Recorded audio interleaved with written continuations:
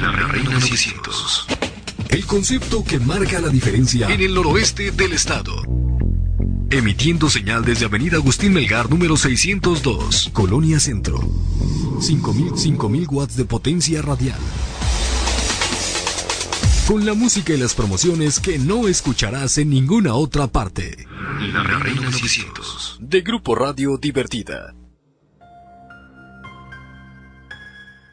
Desde tiempos inmemoriales, la humanidad ha vivido con fenómenos más allá de su comprensión, de su razonamiento, sucesos que provocan miedo y curiosidad. Enigma 900. Escucha los relatos de vivencias sobrenaturales. Conoce los grandes enigmas de la actualidad. Aquí, en Enigma 900, apaga la luz y atrévete a escucharnos.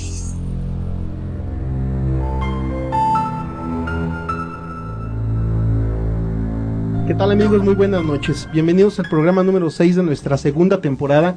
Nos encontramos transmitiendo en vivo y en directo a través de la Reina 900 en AM para todo Cuauhtémoc, Chihuahua y para sus alrededores. Para toda la República Mexicana y el resto del mundo a través de la página de internet www.lareina900.com. Yo soy Rafael Oseguera y los invito a que nos acompañe y se quede con nosotros para escuchar historias y relatos sobrenaturales. Comuníquese con nosotros, teléfonos en cabina 581-2330 y 582-0881. Mensajes al teléfono celular 625-133-3456. Por internet puede contactarnos a través de nuestra página web www.enigma900.blogspot.com. Seas pues, apaga la luz y atrévete a escucharnos. Para esta noche tenemos un tema muy interesante. Hablaremos acerca de exorcismos. Me permito el saludar a mis compañeros. Señor Eli Miramontes, buenas noches, ¿cómo está usted? Buenas noches, Doc. Buenas noches a toda la mesa. Buenas noches al público que nos escucha. Muchas gracias. Omar García, ¿cómo estás? Buenas noches. Buenas noches, Rafa. ¿Cómo estás? Buenas noches y a la gente. Muy bien. Gabriela Chapa, buenas noches, ¿cómo estás? Muy buenas noches a toda la vida. Muy bien. El señor Fulvio Ettore Barreto Caria, ¿cómo está? Bien. Gracias, buenas noches a todos. Muy bien, tenemos el día de hoy dos invitados muy especiales. Primeramente, es un placer tener en el estudio al médico psiquiatra Francisco Perches Dávila. Buenas noches, ¿cómo está? Buenas noches. ¿Es Dávila o Rojas? Dávila. Francisco Perches Dávila, médico psiquiatra. ¿En dónde hizo su especialidad, doctor? En México y en España. En México y en España. Tenemos al pastor Javier Mondragón. Él viene representando a Ministerios El Calvario. Es un placer tenerlo con nosotros. Muy buenas noches. Buenas noches a todos, buenas noches a todos aquí en la mesa. Es un placer estar aquí. Muy bien, nuevamente voy a presentar a mis compañeros. Omar García. ¿Cómo estás, Omar? ¿Qué tal, Rafa? Buenas noches. Gabriela Chapa. Hola, ¿qué tal, Rafa? Buenas noches y buenas noches al auditorio y perdón por el micro que estaba apagado. No, está bien, no hay ningún problema. Tenemos algunos obsequios para todos ustedes, amigos que nos están escuchando. Tenemos 3 libros absoluta y completamente gratuitos. Lo único que tienen que hacer es acudir a las instalaciones de la Reina 900 durante el transcurso del programa y así llevarse un libro cortesía de Dental Morelos. Los mejores cuentos de misterio y pavor, los mejores cuentos de fantasmas y los más escalofriantes relatos de terror. Así que vengan aquí a las instalaciones de la Reina 900 en este momento y llévese gratis un libro. Libros cortesía de Dental Morelos, Avenida Morelos número 238 Altos, teléfono 581-5523. Nosotros vamos al primer bloque comercial de esta noche y regresamos para entrar de lleno a este tema tan interesante que es exorcismos. La Reina 900 AM. Welches Loch? Nein!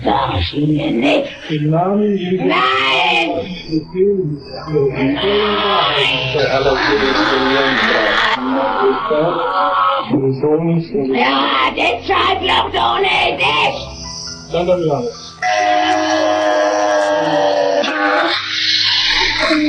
Ja, das ist Familie. Ihr könnt gar nicht raus! Scheiße, euch was die Dummschrei, die Loch!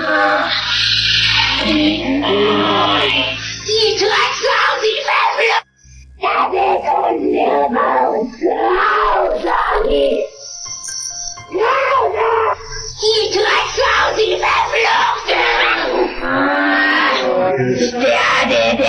das ganze Deutschland verführt, oder? Ja, der ist ja noch drin. Im Namen des dreifaltigen Gottes und aller Guten Jungfrau Maria, sagt die Wahrheit.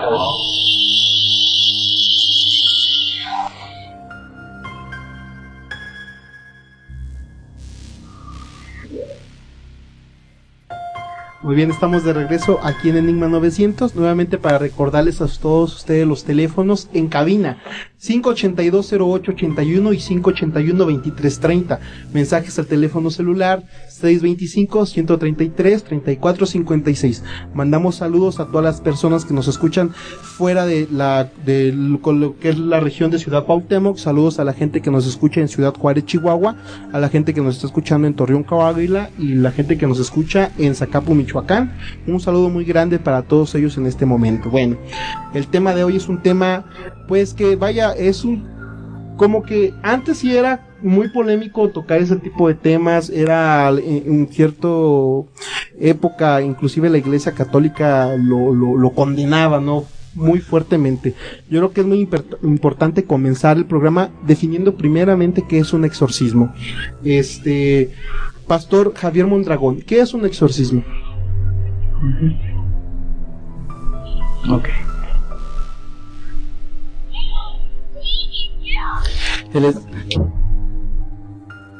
Gracias por la oportunidad. Investigando un poco sobre qué era el exorcismo, yo primeramente busqué esto y dice así.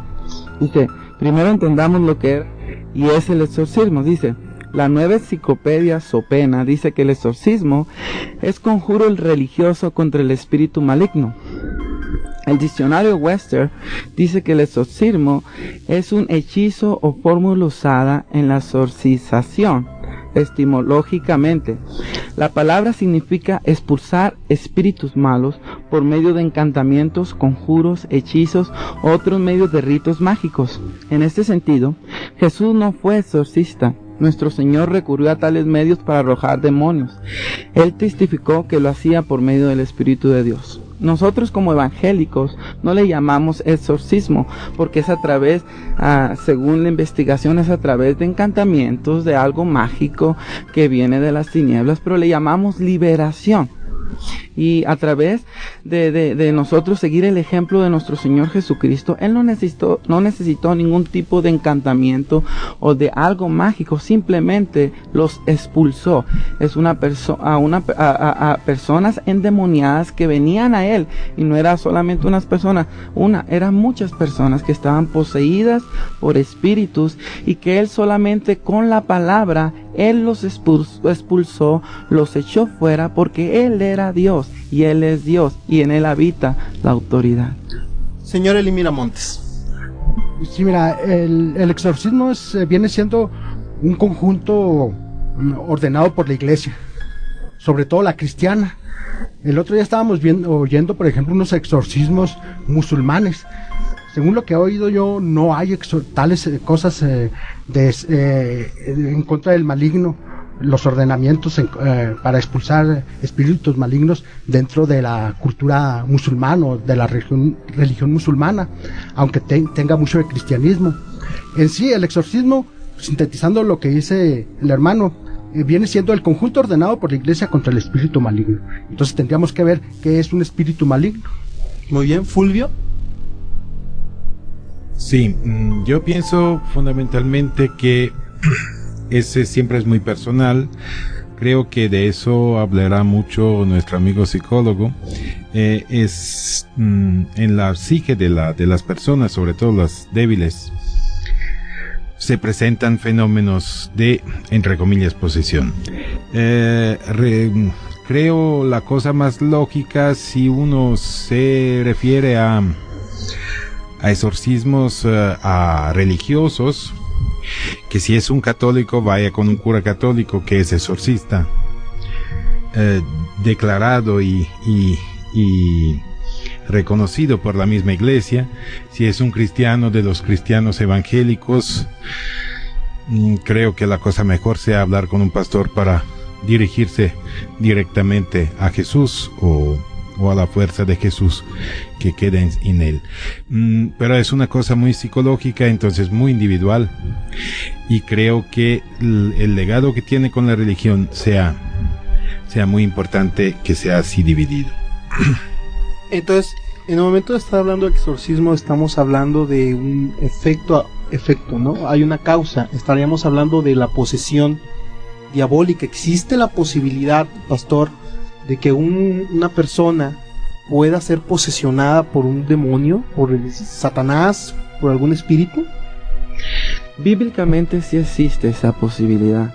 Sí existe esa posibilidad, porque en cada uno de nosotros hay una conciencia, o sea, hay una voluntad, hay un albedrío que nosotros tenemos, que hay una voluntad, nosotros aprendemos a decidir entre lo bueno y lo malo. Esa voluntad Dios nos las dio, bíblicamente hablando. Ahora, como nosotros decidimos entre lo bueno y lo malo, así como hay luz, hay oscuridad también. Y si nosotros abrimos puertas a la oscuridad, vamos a recibir tinieblas a nuestro corazón. Y sí existe la posibilidad de que alguien sea poseído por el diablo, bíblicamente hablando, como les decía. Inclusive hay una historia muy interesante en Mateo capítulo 8 versículo del 28 al 32.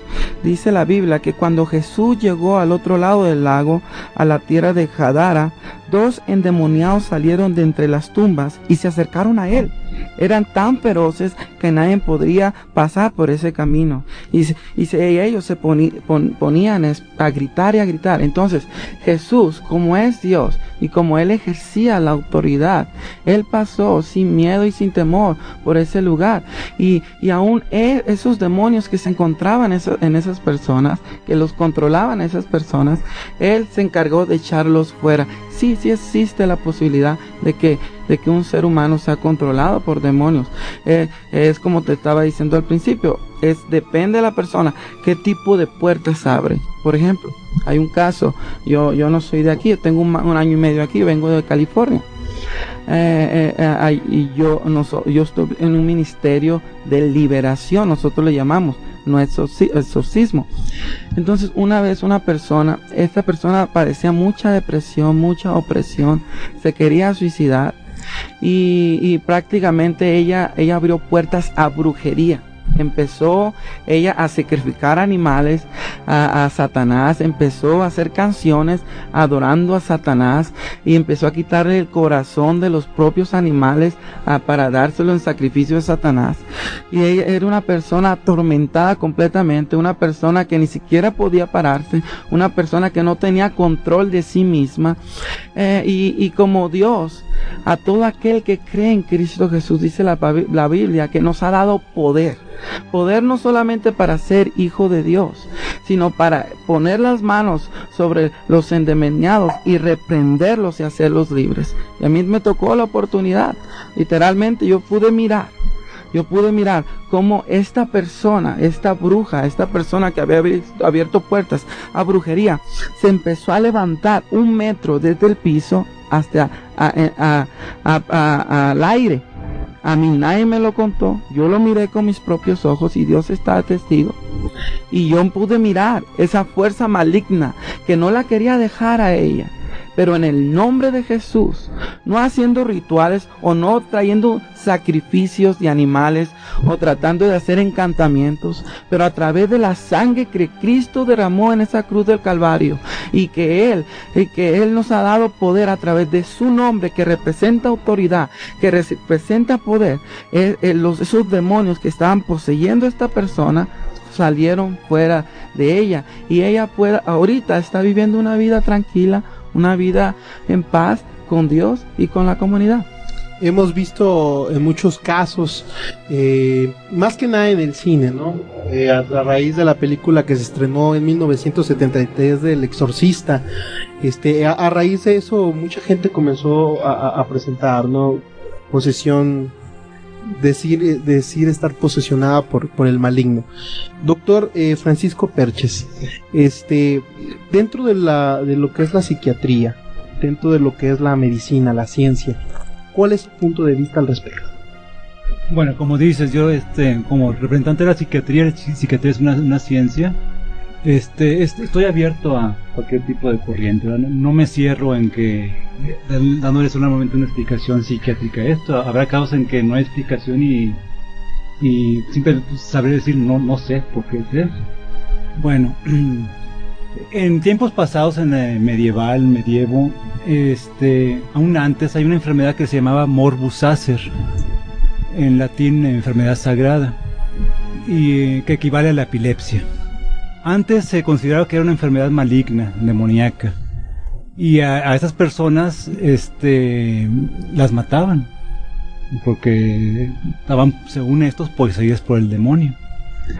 Dentro de estos epilépticos, sin duda habría otras enfermedades mentales que daban conductas bizarras, y por ignorancia, porque no se sabía nada de enfermedad mental, se interpretaban de que estaban poseídos, estaban demoniados, y terminaban en la hoguera muchas de estas personas.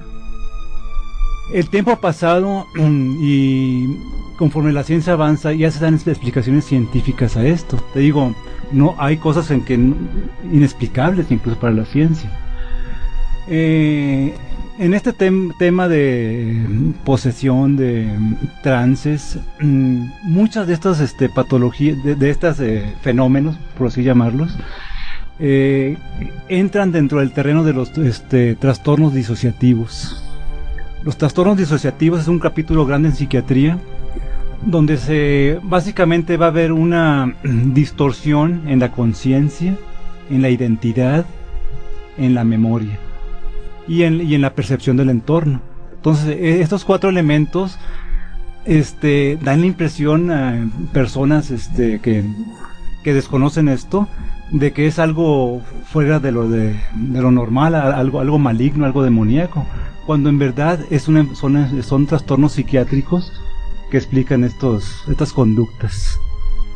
Fulvio Bareto.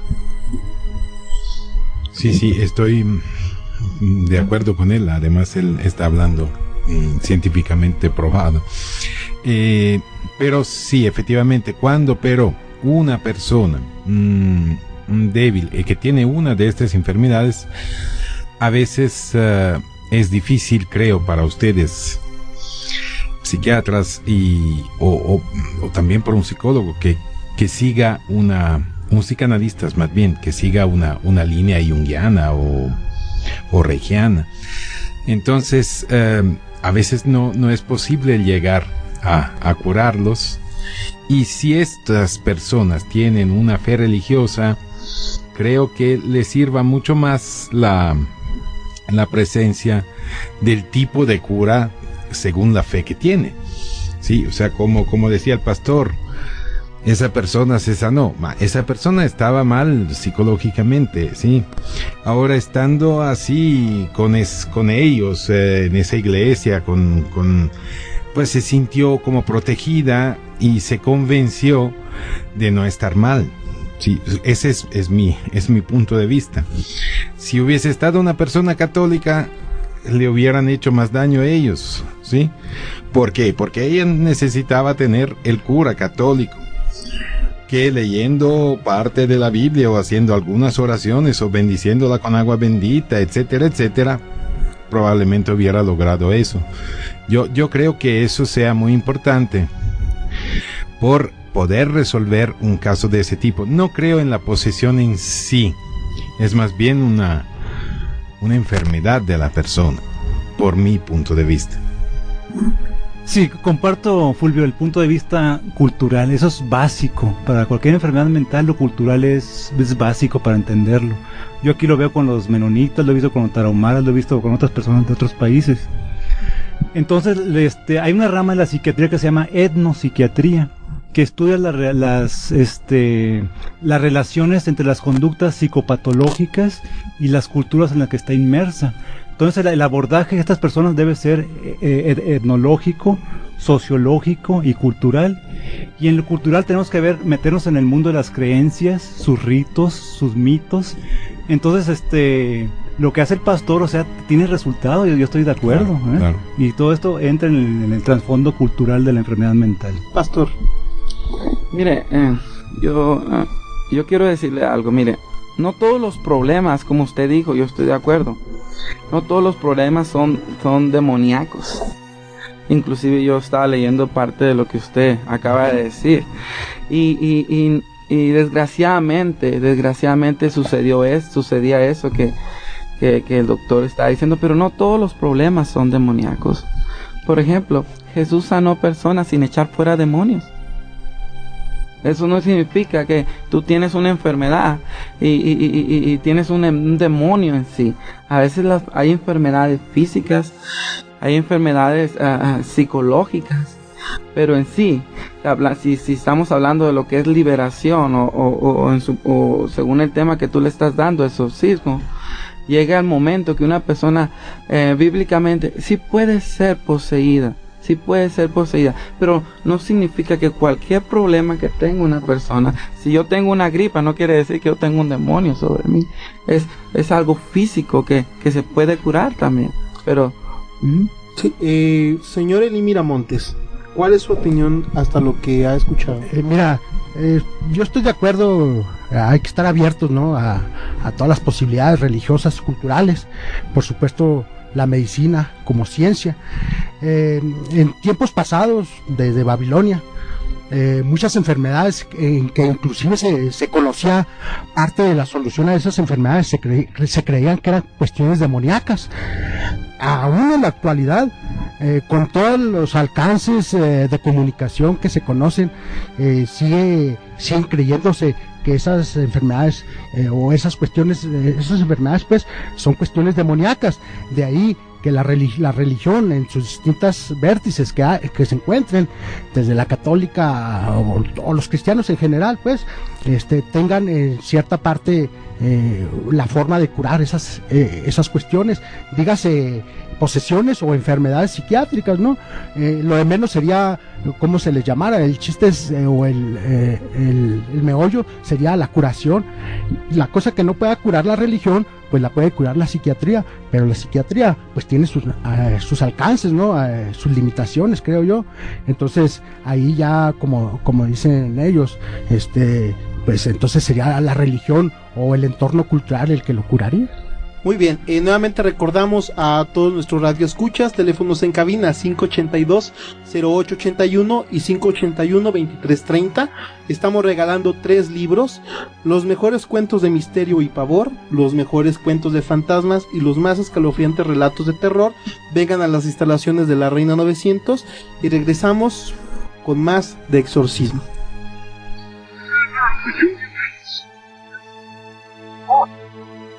Al aire con todos, la Reina 900 AM. Saya kena sama. Ikut saya. Asyhadu. Allah ilaha illallah. Wa asyhadu anna Muhammadar Rasulullah. Aku bersaksi bahwa tidak ada Tuhan yang disembah kecuali Allah. Dan aku bersaksi bahwa Muhammad utusan Allah. Wahai Idrus, kamu sekarang berislam, kamu mau ubah nama atau nama kamu yang semula Idrus? Itu saja? Itu saja? Oke, kamu sekarang dari manusia lagi, boleh? Kamu berjanji dan kamu tidak akan masuk lagi. Oke, kamu balik ya. Kamu balik ke alam kamu dan kamu jangan sekali-kali mengganggu manusia, siapapun dia. Saya berjanji. Saya kena sama. Bagus. Ikut saya. Asyhadu. Allah ilaha illallah. Wa asyhadu anna Muhammadar Rasulullah.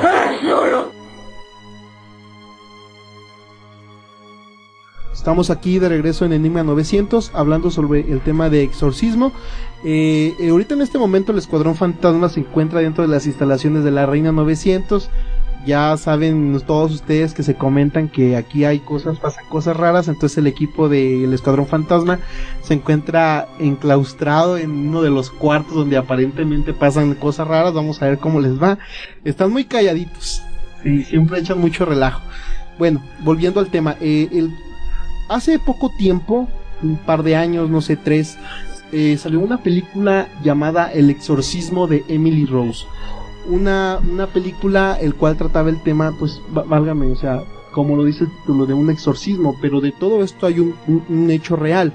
Yo en mis manos tengo 2 fotografías, lo que vendría a ser el antes y el después de lo que le ocurrió a esta persona. Estas fotografías se las voy a proporcionar a cada uno de nuestros invitados el día de hoy, y posteriormente compartiremos mientras nuestra compañera Gaby Chapa nos relata la historia. Anneliese Michel quería ser maestra. El magisterio reunía muchos de sus sueños en uno: aprender, conocer el mundo, ayudar a los demás por medio de la enseñanza y sobre todo estar rodeada de gente, de sus alumnos y de sus compañeros, gente con la que reír sin taparse la boca avergonzada, personas que no tuvieran sus pensamientos encorsetados, medidos por si el Señor los encontraba ofensivos, alguien que no la sometiera a la duda, a la mancha de la infidelidad de su madre que como su padre pensaba que quería abandonarles. No puedes irte y disfrutar de lo que no hemos tenido, parecían decirle. Anneliese no quería dejarles, ni a sus hermanas, ni tampoco a Dios, pero ninguno de ellos les daba pruebas de amor. Puede que después de todo la mancha fuera real, que lo que sentía como frustración y angustia anidado en su interior fuera algo merecido, pero Anneliese no entendía por qué debía parecer.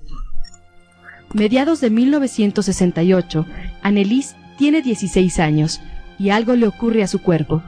Comienza a sufrir terribles sacudidas y adopta posturas imposibles, sin que pueda controlarlo.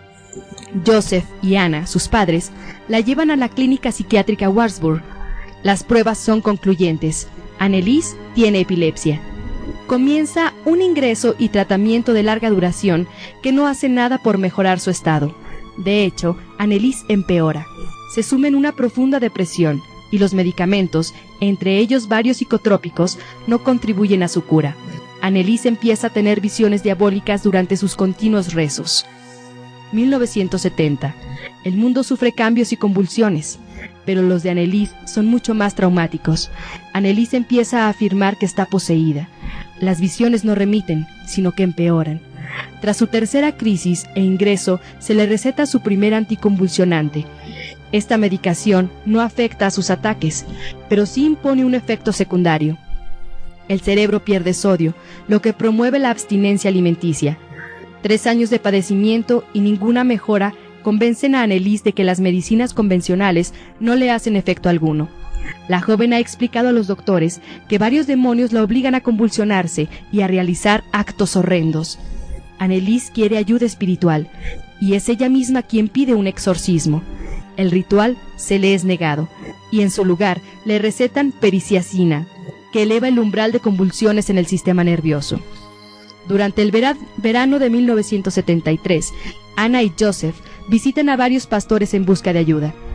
Además de negativas y el consejo de que confíe en su hija a los doctores, los padres de Anneliese son informados de los requisitos que la iglesia pide para realizar un exorcismo. Para que el obispo reconozca una infestatio, la persona debe tener aversión a objetos religiosos, demostrar sansonismo o fuerza desmesurada y padecer xenoglosia, la capacidad de hablar en idiomas que desconoce. Es importante señalar que Anneliese es informada de estos puntos, los síntomas que le faltan para que pueda ser exorcizada. En noviembre de 1973, Anneliese comienza a tomar Tegretol. De acuerdo con las normas básicas de la psiquiatría actual, la carbamazepina, que no puede ser recetada nunca a mujeres en edad de concebir, debido a sus graves efectos sobre los glóbulos rojos, Anneliese tomó esta medicación a diario hasta los días previos a su muerte, en que era incapaz de tragar nada. El tegretol también baja el nivel de conciencia ante estímulos externos, además de fiebre elevada e hipoxemia, la carencia de oxígeno en la sangre. En 1974, después de supervisar a Anneliese por algún tiempo, el pastor Ernst Alt solicita permiso al obispo de Wartburg para realizar un exorcismo. La petición fue denegada, y pronto le siguió la recomendación de que Anneliese debería vivir un estilo de vida religioso en regla para encontrar paz. Los ataques de Anneliese no remiten, empeoran. La conducta de Anneliese se torna errática y peligrosa. En su hogar de Klingenberg, Anneliese insulta de forma muy cruel, desvelando sus secretos y atacando en sus puntos débiles a toda su familia, además de golpearles y morderles. Se negaba a ingerir cualquier alimento, ya que afirmaba que demonios no se lo permitían. Anneliese dormía en el suelo de piedra, comía arañas, moscas, carbón y bebía su orina. Anneliese gritaba por toda la casa durante horas, hasta escupir sangre. También rompía crucifijos, destruía cuadros de Jesucristo y lanzaba los rosarios contra las paredes. Anneliese comenzó entonces a automutilarse, golpeándose contra las paredes y los muebles. Rasgarse la ropa y orinar en el suelo ya eran algo habitual. Tras una verificación exacta de la posesión, que ahora incluía todos los requisitos previstos, en septiembre de 1975, el obispo de Wartburg, Joseph Stang, asignó al padre Arnold Renz y al pastor Ernst Alt la orden de llevar a cabo el exorcismo sobre Anneliese Michel. La base para este ritual está en el Rituale Romanum, el cual continúa siendo en este momento un derecho canónico válido desde el siglo XVII. Se les planteaba una tarea terrible, ya que Anneliese no decía estar poseída por un demonio. Según sus palabras, en su ser anidaban Lucifer, Judas Iscariote, Nerón, Caín, Hitler y Fleischmann, un deshonrado sacerdote franco del siglo XVI, junto a algunas otras almas malditas. Desde septiembre del 75 hasta julio del 76, se realizaron 1 o 2 sesiones de exorcismo cada semana. Algunos ataques de la joven fueron de tal violencia que no podía ser reducida ni por 3 hombres, ni incluso encadenada. Anneliese era capaz de saltar casi 1 metro de rodilla, y envió a su padre y al sacerdote al otro extremo de la habitación de un solo golpe. Durante este tiempo, Anneliese abrazaba un poco de normalidad cuando pudo regresar a la escuela y realizar los exámenes finales en la Academia de Pedagogía de Wartburg. Los ataques empeoraban. Anneliese perdía el conocimiento y se quedaba rígida con mayor frecuencia. El ritual se alargó durante meses, con la presencia de familiares y testigos. Anneliese se negaba a comer durante todo ese periodo. Sus rodillas se rompieron durante 600 genuflexiones que realizaba en las sesiones diarias de exorcismo. Varias fotos reflejan su deterioro, la nariz rota por golpear su rostro contra la pared, dientes rotos, calvas en el pelo, docenas de heridas y cortes abiertos, ojos inflamados, necrosis, malnutrición, sin mencionar las lesiones internas. Alrededor de 40 cintas de audio se grabaron durante el proceso. Anneliese contó que tuvo varias visiones y dio una fecha como Día de la Liberación, el 1 de julio. 30 de junio de 1976. Anneliese padece neumonía. Está demacrada, con fiebre muy alta. Está exhausta e incapaz de realizar por sí misma las genuflexiones. Sus padres la sujetan para que se agache. Anneliese pide absolución a los sacerdotes. Ana graba todo y oye a su hija decirle: «Mamá, estoy muy asustada». Anneliese dijo que a medianoche los demonios la abandonarían. Y es en ese momento cuando, con el rostro sereno, se sume en un profundo sueño. Anneliese Michel fallece el 1 de julio. Al mediodía, el pastor Ernst Alt informó a las autoridades de Aschaffenburg. El fiscal comenzó a investigar de inmediato. Los padres de la chica y los 2 exorcistas fueron acusados de homicidio por negligencia. En el juicio que comenzó el 30 de marzo de 1978, el caso Klingenberg se decidió en base a 2 preguntas. ¿Qué causó la muerte de Anneliese? ¿Y quién fue el responsable? De acuerdo a las pruebas forenses, Anneliese murió por malnutrición. Especialistas afirmaron que si los acusados hubieran alimentado a la joven a la fuerza una semana antes de su muerte, la vida de Anneliese hubiera podido salvarse. Una hermana de la chica declaró en el juicio que su hermana no quería que le ingresaran en un hospital mental, donde sería sedada y obligada a comer. Los exorcistas intentaron probar la presencia de los demonios, poniendo las cintas grabadas en las que se oían extraños diálogos, como el de dos demonios que discutían sobre cuál de los dos debería abandonar primero el cuerpo de la chica. Uno de ellos se llamó a sí mismo Hitler y hablaba con acento franco. Hitler nació en Austria. Asimismo, las grabaciones muestran dos voces distintas pero simultáneas, emitidas a la vez por Anneliese, sin olvidar su dominio de idiomas que, en teoría, desconocía. Con todo, era información accesible para cualquiera que quisiese fingir, pese a ser una imitación perfecta. Esto enlaza con la teoría de la inducción doctriniana presentada por los psiquiatras. Según ellos, los curas proporcionaron a la chica los contenidos de su conducta psicótica, y a insinuación produjo que Anneliese aceptase que su conducta era una forma de posesión demoníaca. Los licenciados añadieron que el desarrollo sexual inestable de la joven, junto con su diagnóstico de trastorno en el lóbulo frontal, agravó su psicosis. Los padres y exorcistas fueron declarados culpables de homicidio por negligencia y negación de auxilio. La condena fue de 6 meses de prisión con libertad condicional. Una comisión de la conferencia alemana concluyó después que Anneliese Michel no estaba poseída, pero los creyentes no dejaron de apoyarla en sus luchas, y fue porque muchos creían que el cuerpo de la chica no encontraría la paz ni con la muerte. Una monja carmelita de Bavaria dijo a Joseph y Anna que había tenido una visión del cuerpo de Anneliese, que permanecía incorrupto. 11 años y medio después de su entierro, el cuerpo de Anneliese fue exhumado y sometido a otra autopsia. Pese a los rumores contrarios y a la existencia de fotos de la segunda autopsia, nunca reveladas, el cadáver mostraba los signos normales de corrupción. Hay una foto del féretro en la que algunos ven una garra abrazando el ataúd. Hoy, su tumba sigue siendo lugar de peregrinaje para aquellos que piensan que Anneliese fue una valiente luchadora contra las fuerzas demoníacas. También hay otra foto de una supuesta aparición de la Virgen en los cielos sobre el cementerio donde descansa Anneliese. Muchas gracias, Gaby. Esta lectura que acaba de dar Gaby, sí, autoría por Aurial. Su página de internet es www.redemptiondeniet.com. Yo creo que nuestro compañero Pastor va a poder pronunciar perfectamente esa página de internet. Es redemptiondeniet.com. Ok, esa es la página correcta. Yo con mi como inglés, ¿no? Acá pirata. Me mandaron un mensaje, dicen que por qué no tenemos un representante de la Iglesia Católica. Se les invitó, no quisieron venir. Ok. Uno de los audios que fueron presentados por la defensa de los sacerdotes en este juicio. Vamos a escucharlo.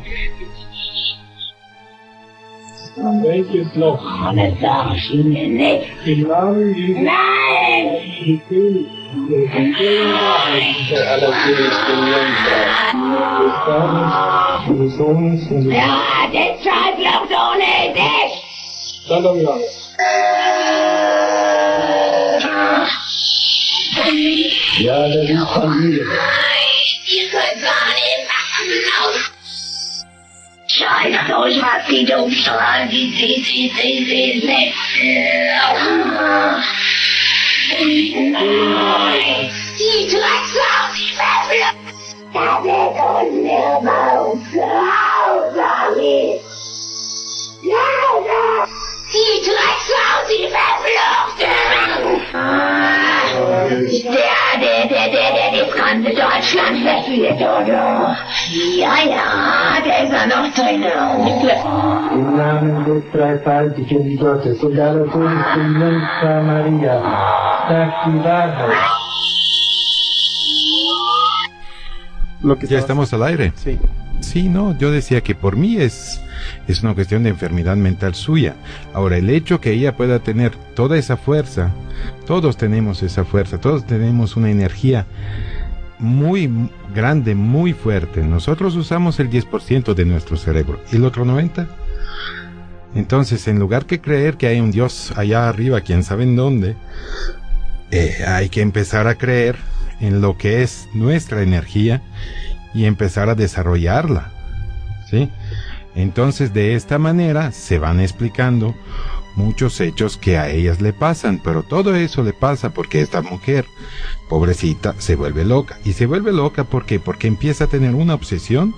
Lo leyó al principio de la historia, en donde ella empieza a tener esa obsesión de que sus papás la abandonen. Eso probablemente se refiere a un trauma de cuando era niña. Y quién sabe por cuál razón, por un sueño o por algo, su psique empieza a trabajar y entonces ella se vuelve, pues es como una persona que anda en equilibrio arriba de una cuerda y a un cierto momento empieza a caerse y va un poco de aquí, un poco de allá hasta que se cae. Pues ahí es. Después, los religiosos, pues ellos piensan que está el diablo, está Dios y está eso y está lo otro. Bueno, pues cada quien tiene su opinión. Sí, por eso es bueno estar aquí todos juntos con una persona religiosa, un pastor y unos psiquiatras, psicanalistas y los otros. Pastor Javier Mondragón, su opinión. Mi opinión, yo respeto la opinión de mi amigo aquí presente. Yo pienso que mucho de lo que le afectó a esta muchacha, si fue verdadera esta historia, yo no estoy seguro de ello, fue quizá el abandono de sus padres. Quizás eso influyó para que ella abriera puertas satánicas que no dice la historia qué tipo de puertas ella abrió, nomás dice que fue poseída por demonios. Ahora habla por ejemplo, Hitler, que estaba posicionada por Hitler, Nerón, Caín, qué sé yo, quién tanto. Sí, todos los malos de la historia. Nerón era el malo de los romanos, Caín era Caín y Abel, el que mató a Abel. Judas Iscariote. Judas es el que traicionó a Jesús. Hitler mató a 6 millones de judíos más todos los otros. Entonces es obvio que se refiere a algo que pero ella conocía, que ella había estudiado, es suya la cosa. Sí, la Biblia dice que si en tus ojos hay luz, tú vas a recibir luz, pero si hay tinieblas, vas a recibir tinieblas.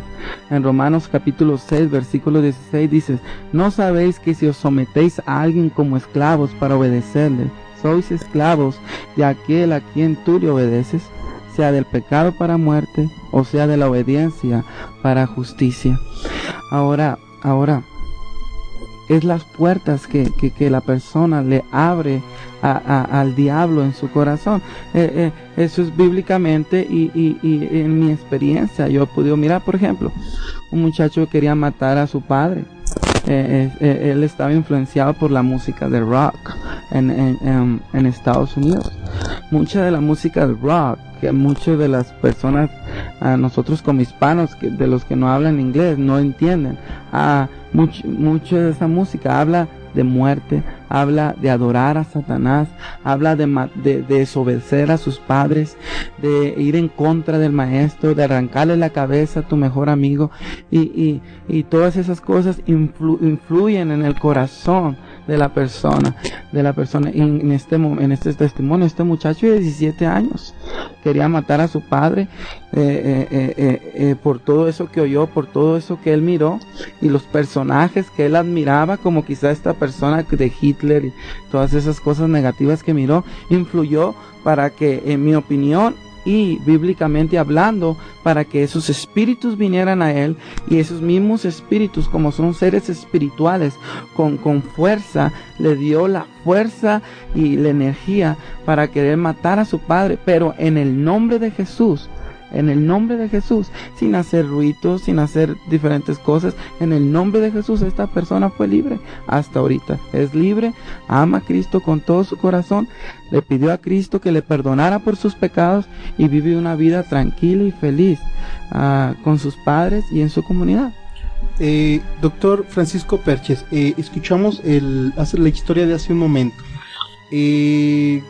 Hablando médicamente, psiquiátricamente, todos estos casos de que se hablaban de Sansón, ¿cómo se llamaba? Bueno, la fuerza desmesurada, la capacidad para hablar otros idiomas, comer moscas, todo ese tipo de cosas. ¿Cuál es su punto de vista, doctor? Bueno, yo no vi la película, hasta ahorita este pequeño texto que ella dijo. Empezando por los antecedentes, el abandono. Cuando un niño vive un abandono, se crea en él un sentimiento de culpa. Entonces veo que el núcleo de aquí es un sentimiento de culpa a nivel inconsciente, y porque por la culpa de ella a lo mejor se van a separar sus padres. Habla de la infidelidad de la madre. Entonces ella, de algún modo, siento yo que manejó un sentimiento de culpa y se identificó con personajes del mal: Nerón, Judas, Hitler. Te dije que en los procesos disociativos las marcas es la desintegración de memoria, de identidad,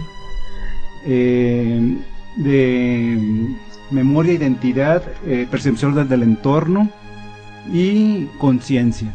Entonces estos 4 elementos están presentes aquí. Ahorita la pregunta específica que me haces, que por qué la voz, ¿verdad?, cambia. Dentro de los trastornos disociativos hay uno que se llama trastorno de identidad disociativa.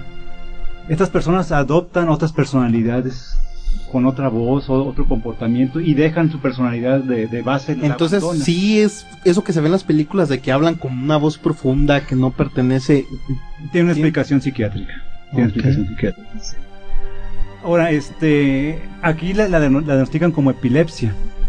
Pero muchas veces hay unos que se llaman trastornos conversivos, histerias conversivas, que dan pseudoepilepsias, no son epilepsias en sí.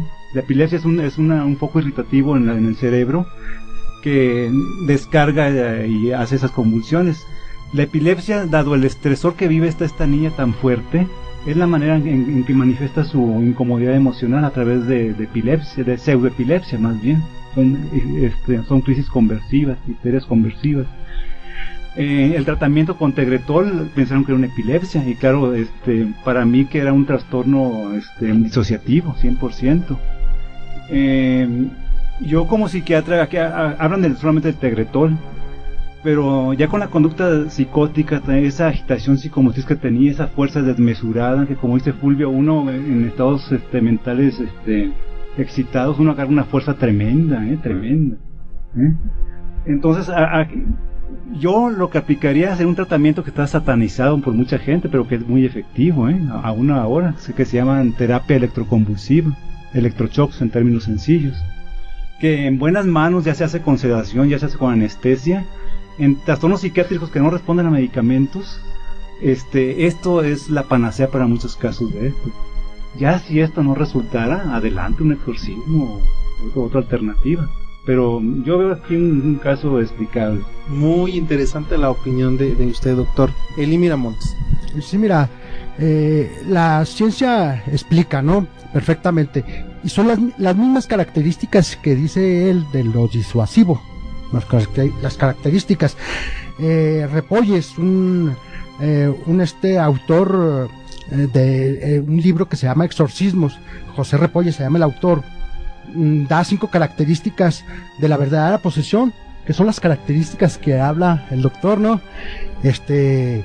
La anestesia, ¿no? La parálisis de ciertos órganos que puede ser ceguera, mudez, sordera, producción de efectos que exceden la fuerza humana.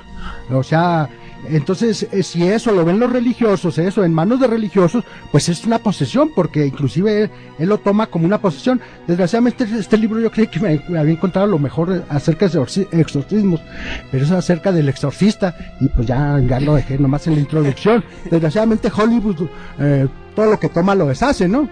Sea esto o sea lo demás.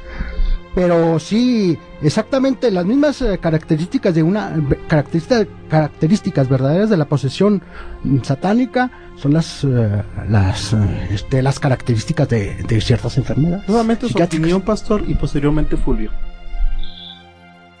Bueno, Jesucristo vino a destruir las obras del enemigo. Yo pienso que uno de las cosas más difíciles para el ser humano, incluyéndome a mí mismo, porque yo no creía en Dios. Yo era ateo, yo creía mucho en lo que es la energía, mucha filosofía, porque lo que yo cargué de mi padrastro, que es una persona muy inteligente. Yo para mí lo más difícil que fue reconocer la necesidad que había un Dios. Yo me creía diosa. ¿Por qué? Porque me gustaba vivir en mi pecado. Me gustaba vivir en lo que yo hacía, en mi soledad, en mi amargura. Pero cuando le reconocí a Cristo en mi corazón y me arrepentí de mis pecados, verdaderamente pude conocer a ese Dios de amor que murió por mí y que vino a deshacer toda cadena, todo poder del diablo. Y esa es la respuesta. Y esa es la respuesta para no es más esa persona que se encuentra endemoniada o controlada por demonios o enferma, sino para todo el ser humano es reconocer que solamente hay un Dios y nosotros no somos Dios. Solamente hay un Dios verdadero y ese se llama Cristo Jesús. Fulvio. Bueno, pues cada religión tiene su opinión y si para debatir eso se necesitarían horas y horas y horas, y pues yo respeto la opinión de todos, simplemente, pero para mí la explicación más lógica la dio el doctor. Hay explicaciones muy lógicas y, como te repito, nosotros estamos a una etapa del hombre que está creciendo, pero todavía no ha crecido completamente. Entonces lo explica el hecho que nosotros estamos usando una pequeña parte, un pequeño porcentaje de nuestro cerebro. Entonces todas las creaciones demoníacas son creaciones de la persona misma, ¿sí? Influenciada, da varias historias, y todo eso por siempre con la partida, o sea, con un elemento fuerza que es algo que lo traumó de niño, y él, sin ni darse cuenta, su psique agarró ese trauma y ahí se lo cargó, y después, como persona débil, no pudo y no supo pasarlo y entró en este juego. Pero estos demonios para mí son nuestros. No es que Dios creó los demonios. Dios o esta entidad, que llámala como quieras, que inventó un universo y etcétera, etcétera, ok, pero después la energía se desarrolla en sí. Dios nos hizo iguales a Él, a su semejanza. ¿Por qué? Nomás porque no se sabe. Pues algo debe de haber. Está en esa parte que todavía no conocemos. Entonces yo creo que ese Dios sea mucho más cerca de lo que se piense, ¿sí? Y es obvio que una persona que se deja influenciar de todo eso, se deja influenciar también de esos demonios que, pero en realidad son una creación de esta persona. Muy bien, vamos a concluir el programa, cada uno de nosotros dando una opinión personal. Comenzamos con Omar García, una opinión personal. Bueno, pues es un tema que da para mucho, por el tiempo. Pues yo la verdad sí creo en los exorcismos. Gaby Chapa, tu opinión. Bueno, creo que es un tema por demás interesante, que tanto mi punto de vista concuerda un poco con el lado religioso y también con el lado psiquiátrico, que como las dos parten de una misma cosa, ¿no? O sea, Dios crea la ciencia se va de una cosa a otra, ¿no? Entonces yo creo posible el hecho de un exorcismo, pero también creo en todas las posibilidades infinitas que tiene el ser humano en cuanto a energía y en cuanto a trabajo psíquico. Su conclusión, Eli. Definitivamente Yo no creo que coincido con el pensamiento más científico, aunque yo no sea científico ni doctor en psiquiatría. Yo no creo que las cuestiones demoníacas provengan de otra entidad. Nosotros mismos nos creamos nuestros demonios. Muy bien. Fulvio. Pues ya lo dije, yo pienso eso. O sea, para mí nosotros somos somos y podemos ser, potencialmente somos el todo. Pues el microcosmo y el macrocosmo están bien explicados en la Biblia también y sobre todo en la Cábala. Entonces digo, si uno que se ocupa de religión va a estudiar históricamente las varias religiones y todo lo que dicen, pues se da cuenta de muchas cosas que superficialmente no está viendo. Y con eso hablo de las iglesias actuales, cristianas, católicas, etcétera, etcétera. Entonces, digo, para mí hay una explicación científica que si todavía no hemos logrado explicar completamente, pero ya el doctor en este caso nos explicó por lo menos con un buen porcentaje las varias razones de lo que pasó, y eso me parece una cosa muy lógica y muy justa. Doctor Perches, su conclusión al respecto. Bueno, pues que ángeles y demonios están dentro de nosotros. En términos prácticos, hay muchas enfermedades mentales que dan síntomas, signos de tipo esotérico, tipo maligno, tipo demoníaco. Y de esto mucha gente charlatana se abusa para sacar negocio. Y aquí hay varios, entonces es para crear conciencia en la gente de que a veces estas cosas tienen su tratamiento desde otro punto de vista, pero a veces se pueden combinar las dos, o sea, no está peleado uno con lo otro. Entonces simplemente estar no dejarse chantajear por gente que a veces nomás los extorsiona, le saca miles de pesos con terapias que realmente los van nomás a empobrecer, y ellos no se tientan el corazón, te cobran y la gente empeña sus les cosas. Vale, órale. Cuando sí. Hay otras cosas más simples y más. Doctor, ¿en dónde lo podemos localizar a usted? Entre segunda y cuarta, en Altos, teléfono 58-22-100. 58-22-100, el doctor Francisco Perches Dávila, médico psiquiatra. Teléfono, doctor, es 58-221-00. 221-00.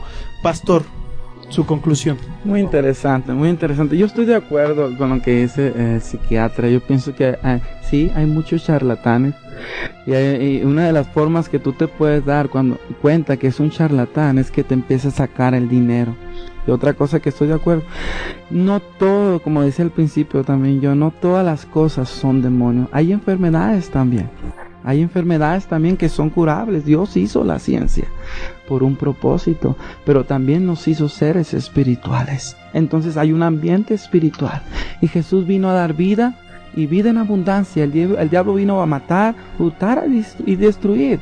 Ahora Jesús quiere no traer un exorcismo, pero traer una liberación interior a nuestras vidas, y eso es gratuito, siempre y cuando nos humillemos delante de Él, le reconozcamos a Él, y verdaderamente vamos a conocer la verdad, y la verdad nos va a hacer completamente libres. Pastor, ¿alguna persona que quiera acercarse a los ministerios, a dónde pueden acudir? ¿A qué número telefónico?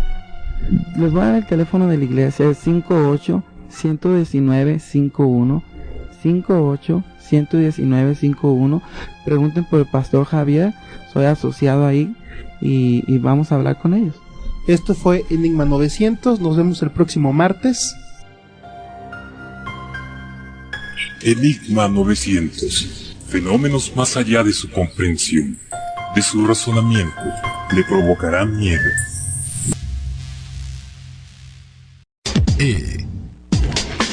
DT, la Reina 900. El concepto que marca la diferencia en el noroeste del estado. Emitiendo señal desde Avenida Agustín Melgar, número 602, Colonia Centro. 5.000 watts de potencia radial. Con la música y las promociones que no escucharás en ninguna otra parte. La Reina 900, de Grupo Radio Divertida.